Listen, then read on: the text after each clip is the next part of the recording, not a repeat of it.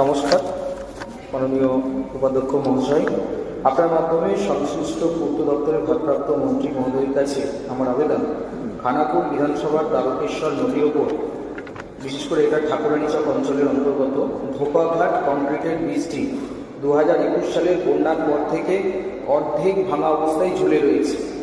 এই ভাঙা ব্রিজ দিয়ে প্রতিদিন মানুষ জীবন হাতে করে পারাপার করে, কিন্তু আমরা বিভিন্ন সময় দেখেছি উৎসব অনুষ্ঠান উৎসব করে কোটি কোটি টাকা নষ্ট হয়ে যাচ্ছে, অথচ এই ব্রিজটা বারবার বিভিন্ন দপ্তরের আধিকারিকরা আসছেন, তারা দেখছেন, চলে যাচ্ছে, কিন্তু কোনো উদ্যোগ নেওয়া হচ্ছে না। অবিলম্বে এই ব্রিজটিকে নতুনভাবে তৈরি করার জন্য আমি আবেদন রাখছি।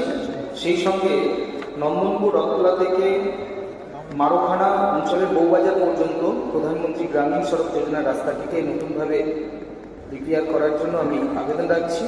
আরেকটি রাস্তা আছে রাজাটি ভীমতলা থেকে কাবনান কালীতলা পর্যন্ত, রাস্তাটি ভীষণ খারাপ হয়ে গেছে, এই রাস্তাটি দ্রুত সংস্কার করার জন্য অনুরোধ রাখছি।